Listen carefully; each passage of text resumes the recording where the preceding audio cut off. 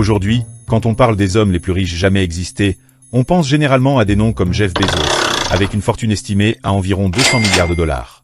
Ou Bill Gates, dont la richesse actuelle serait d'autour de 130 milliards de dollars. Et puis, il y a Elon Musk, dont la fortune est estimée à plus de 300 milliards de dollars aujourd'hui. Elon Musk est donc l'homme le plus riche du monde actuellement. Mais est-il vraiment l'homme le plus riche de l'histoire, comme certains l'affirment? Réponse dans cette vidéo. Si vous n'êtes pas encore abonné à la chaîne, je vous invite à le faire et à nous lâcher un gros pouce bleu. Ok, sans plus tarder, nous allons commencer. Mais pour répondre à cette question, il est indispensable de faire un petit voyage dans le temps. Car comparer les fortunes d'aujourd'hui avec celles du passé n'est pas aussi simple qu'il y paraît. Un dollar du passé peut valoir aujourd'hui des dizaines de dollars, parfois 100 dollars ou même plus, selon l'époque et l'inflation. Et la notion de richesse change selon les époques. La notion de richesse aujourd'hui est représentée par des voitures et des maisons de luxe. Pourtant, le passé avait sa propre signification de la richesse. En économie, comme l'expliquait l'économiste Irving Fisher, la valeur de l'argent change avec le temps à cause de l'inflation. Un dollar d'hier ne vaut donc pas forcément un dollar d'aujourd'hui. En gros, la vraie question n'est pas combien d'argent une personne possédait, mais plutôt, qu'est-ce que cet argent lui permettait réellement d'acheter? Maintenant que nous savons tout cela, une question se pose. Mais qui est donc le véritable roi des multimilliardaires?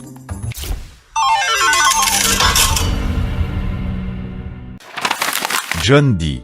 Rockefeller. Pour comprendre comment il est devenu une telle légende, remontons dans les années 1850. À cette époque, John n'était encore qu'un jeune garçon brillant, dont le destin allait être profondément façonné par l'influence de ses parents. Grandir avec un père presque absent. C'est dans ce contexte que John grandit, profondément marqué par une autre figure, sa mère. Femme d'église, disciplinée et guidée par une foi inébranlable, elle lui enseigne très tôt les valeurs de la droiture, du travail et de la rigueur, des principes inspirés directement des enseignements du Christ. Dans ce foyer modeste, elle élève 6 enfants, dont John, veillant à transmettre à chacun une vision claire du bien, du mal, et surtout, du sens des responsabilités. Et sans encore le savoir, ces valeurs allaient devenir bien plus qu'un simple cadre moral. Elles allaient poser les bases de l'homme d'affaires qu'il deviendra. Un père comme celui de John D. Rockefeller n'était clairement pas un modèle. Mais étrangement, c'est autant par ses rares apparitions que par le poids de son absence qu'il va forger le caractère de John, jusqu'à en faire cette figure imposante que l'histoire retiendra. Car oui, son père, William Avery Rockefeller Sr., menait une vie que l'on pourrait qualifier de profondément frauduleuse. À l'opposé total du chemin vertueux emprunté par sa femme, il vivait dans un monde fait de ruses, de manipulations et d'illusions. Tantôt marchand itinérant, tantôt faux médecin. Il parcourait les villes en vendant des élixirs miracles, prétendant guérir toutes sortes de maladies. Des remèdes sans valeur, vendus à prix d'or. On raconte même qu'il n'hésitait pas à user de tromperies plus sombres encore, allant jusqu'à voler, mentir et exploiter la crédulité de ceux qui croisaient son chemin. Et pourtant, derrière ces pratiques douteuses, se cachait une philosophie étrange, presque dérangeante. Il disait lui-même : « Je cherche à duper mes garçons à la moindre occasion. Je veux les rendre astucieux. » Comme si, à travers la tromperie, il cherchait à enseigner une forme brutale d'intelligence. Sa vie personnelle, elle aussi, était marquée par le chaos. Une maîtresse, des enfants illégitimes, une double vie qui finira par le pousser à s'éloigner, presque en exil, laissant derrière lui une famille à reconstruire sans lui. Mais malgré tout cela, un paradoxe subsiste. Car oui, malgré ses dérives, il accordait une importance réelle à l'éducation de ses enfants. C'est d'ailleurs cette priorité qui va provoquer un tournant majeur dans leur vie. Un déplacement décisif vers une nouvelle région. Un choix qui conduira John et son frère à intégrer une école gratuite, la Central High School, située à Cleveland, dans l'Ohio. Grâce à la ruse et à l'esprit de malice inculqué par son père, combiné à la droiture et aux principes transmis par sa mère, John D. Rockefeller développe très tôt une capacité rare, celle de voir au-delà des apparences. Là où d'autres tombent dans les pièges, lui les anticipe. Là où certains hésitent, lui analyse. Très vite, il devient un négociateur avisé, doté d'un esprit stratégique et d'une créativité étonnante pour son âge. Et c'est ainsi qu'à seulement 16 ans, en 1855, à la fin de ses études, il décroche son premier emploi au sein de la société Hewitt & Tuttle, en tant qu'aide comptable. Oui, à seulement 16 ans. Dans cette petite entreprise de commission, Rockefeller ne se contente pas d'exécuter des tâches. Il observe, apprend, calcule, Et surtout, il comprend. Très rapidement, il se distingue par sa rigueur exceptionnelle dans la gestion des finances. Chaque chiffre compte. Chaque dépense est analysée. Rien n'est laissé au hasard. Mais ce qui le différencie réellement, c'est son sens profond de la droiture. Contrairement à son père, il ne cherche pas à tromper, mais à maîtriser. Il applique une discipline presque religieuse à son travail, allant jusqu'à consacrer une partie de ses revenus à la dîme, fidèle aux enseignements de sa mère. Et déjà, à cet âge, une question commence à se poser. Sommes-nous face à un simple employé ou à un futur géant de la finance? C'est chez Hewitt & Tuttle, à Cleveland, que Rockefeller gagne ses premiers revenus sérieux à 16 ans, comme aide-comptable. Sa rigueur et son sens de la finance lui permettent de mettre de côté environ $1000, une somme astronomique pour l'époque, qui représenterait aujourd'hui près de 35 000 à 40 000 $. Cet argent devient son premier capital personnel, la graine de ce qui va devenir un empire. Avec cette base, Rockefeller commence à investir dans le pétrole naissant, un marché encore chaotique mais plein d'opportunités pour celui qui sait lire entre les lignes. En 1870, il fonde Standard Oil, d'abord modeste, mais son approche méthodique et visionnaire transforme rapidement l'entreprise en un acteur incontournable. À la fin de la guerre de sécession, le pétrole devient le carburant phare avec l'essor de l'automobile. Rockefeller, ayant anticipé cette explosion bien avant la plupart de ses concurrents, par le biais de Standard Oil, contrôle près de 90% du marché américain du pétrole, ce qui le place comme un géant incontesté de son époque. À son apogée, sa fortune personnelle était estimée à 800 millions de dollars dans les années 1890, ce qui, ajusté à l'inflation et au pouvoir d'achat actuel, correspond à environ 450 milliards de dollars en 2026. Cette richesse colossale en faisait le premier milliardaire moderne, un niveau que peu d'individus ont atteint même aujourd'hui. C'est pour cela que je l'ai personnellement surnommé le roi des multimilliardaires, car il est le tout premier milliardaire des temps modernes. Et c'est ici que l'on peut faire le parallèle avec des figures comme Elon Musk, dont la richesse et l'influence dans nos industries contemporaines rappellent, à bien des égards, l'empire bâti par Rockefeller il y a plus d'un siècle.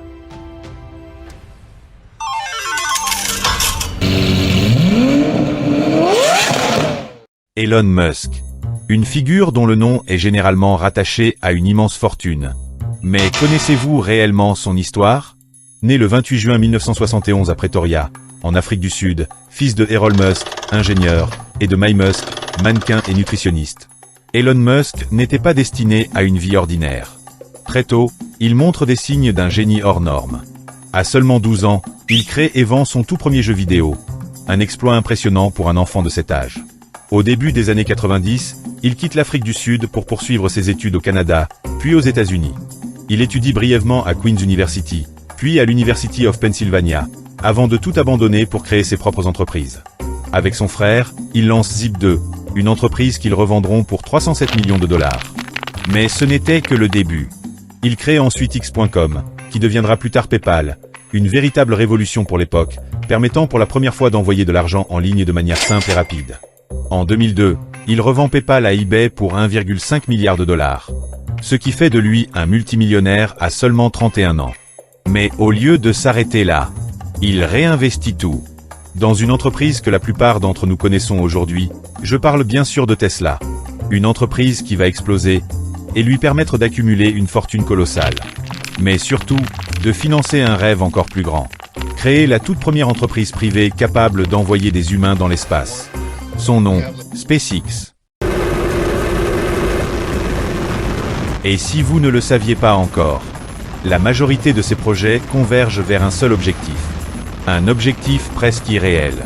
Conquérir la planète Mars. Un véritable exploit qualifié de science-fiction sans la partie fiction par Elon Musk, le patron de l'entreprise spatiale qui ambitionne d'utiliser son vaisseau pour coloniser Mars. Et cet amour des fusées, il le partage avec une autre figure. Une figure à qui il arrachera le titre d'homme le plus riche du monde en 2021. Jeff Bezos.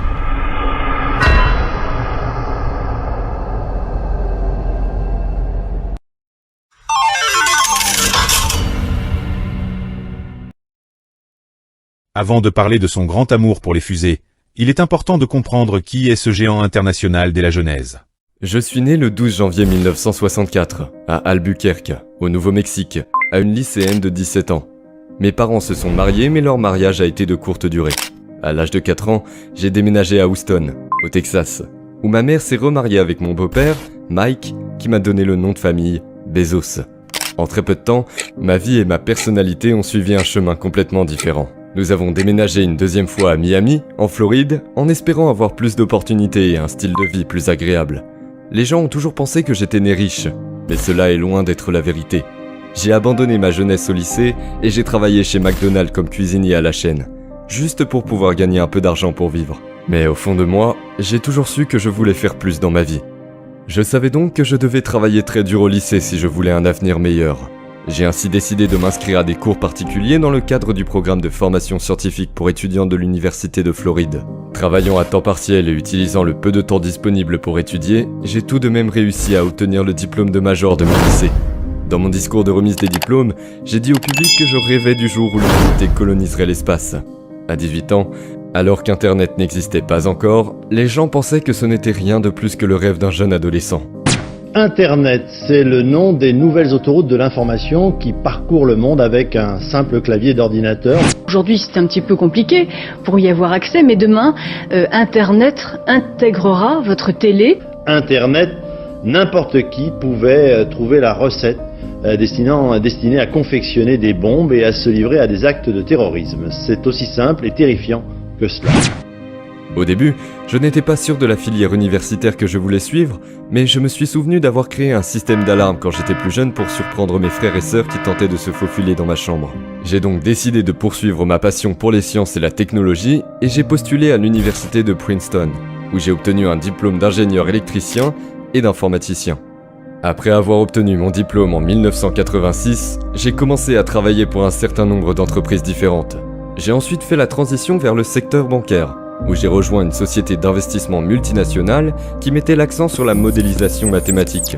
Quelques années plus tard, je suis devenu le 4e vice-président de la société, à l'âge de 30 ans seulement. J'étais chargé d'examiner les possibilités d'investissement de l'Internet. C'est là que j'ai remarqué l'énorme potentiel de l'utilisation du web et sa croissance de plus de 2000% par an. When I came across the startling statistic, the web usage was growing at 2,300% a year. So I decided I would try and find a business plan that made sense in the context of that growth. Une information qui a déclenché mon imagination entrepreneuriale. Même si je gagnais plus d'argent que je n'en avais jamais gagné dans toute ma vie, je n'étais toujours pas très heureux, car j'aspirais à plus dans la vie. Je voulais quelque chose qui m'appartienne. J'avais un choix difficile à faire, soit vivre une vie médiocre, soit tout mettre en jeu et poursuivre mes rêves. Mon patron de la société d'investissement, David E. Shaw, a essayé de me persuader de rester, mais j'étais déjà déterminé à créer ma propre entreprise. Je préférais essayer et échouer dans une création d'entreprise plutôt que de ne jamais essayer du tout. Tout ce que je savais à l'époque, c'est que je devais trouver un moyen de profiter de la croissance rapide d'Internet. C'est là qu'en 1994, Jeff Bezos crée Amazon, une librairie en ligne lancée depuis un simple garage. Au début, rien ne laisse présager ce qui va suivre. Mais très vite, tout s'accélère. Amazon grandit, se diversifie et devient une machine mondiale. Les commandes explosent. Les revenus suivent. Et en quelques années seulement, l'entreprise entre en bourse, propulsant Bezos parmi les hommes les plus riches de la planète. Mais ce n'était que le début. Car au lieu de vendre son entreprise pour encaisser des milliards, il fait un choix différent. Il garde le contrôle. Il construit. Il développe. Année après année, la valeur d'Amazon explose, atteignant des centaines de milliards de dollars. Et avec elle, la fortune de Jeff Bezos. Mais l'histoire de Jeff Bezos ne s'arrête pas là. Car comme Elon Musk avec SpaceX, lui aussi regarde vers les étoiles. Il fonde Blue Origin, une entreprise spatiale avec une ambition claire, rendre l'espace accessible et préparer l'avenir au-delà de la Terre. Et après des années de travail dans l'ombre, en 2021, Jeff Bezos quitte son poste de PDG d'Amazon, tout en restant président du conseil d'administration, pour se consacrer pleinement à ce rêve. Cette même année, il embarque lui-même à bord d'une fusée Blue Origin pour un vol habité de 11 minutes dans l'espace.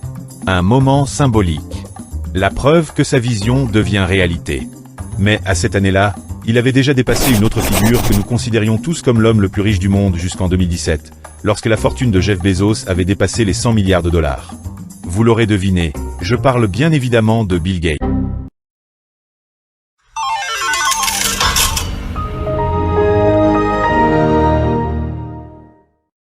L'histoire de Bill Gates commence en 1955 dans une petite ville de Seattle. Grandir dans une famille bourgeoise, son père est avocat d'affaires et sa mère professeure d'université. Scolarisé dans une école prestigieuse, le jeune génie programme son premier jeu vidéo avec son ami Paul Allen à l'âge de 13 ans, soit 1 an plus tard que celui de Elon Musk. En 1973, à l'âge de 18 ans, il entre à Harvard où il fera la rencontre de Steve Ballmer, le futur patron de Microsoft. Mais après 1 an, il abandonne ses études pour se concentrer uniquement sur la programmation. En 1975, il fonde Microsoft et avec son grand ami Paul Allen, il crée le premier langage informatique compatible avec un ordinateur grand public. In the technology sector, no company's done better at thinking about profit, running a lean business, keeping that profit going. No one's done that better than Microsoft. Au début des années 90, Microsoft signe un contrat avec IBM pour équiper chaque machine de Windows, le système d'exploitation qui fera sa fortune. À seulement 31 ans, Bill Gates devient milliardaire, et à la fin des années 90, il accumule un montant de plus de 100 milliards de dollars, ce qui fera de lui l'homme le plus riche du monde à son temps. Un titre qui lui sera arraché par Jeff Bezos, et par Elon Musk à son tour. C'était l'histoire du premier milliardaire de notre ère. Et de ceux qui ont suivi. Si ça t'a plu, ou si tu as appris quelque chose de nouveau, n'hésite pas à t'abonner, et à activer la cloche de notification pour ne rater aucune des prochaines vidéos. Car, crois-moi, je te réserve un autre dossier de ouf pour dimanche prochain. Alors à très bientôt dans un autre dossier du fichier mystérieux.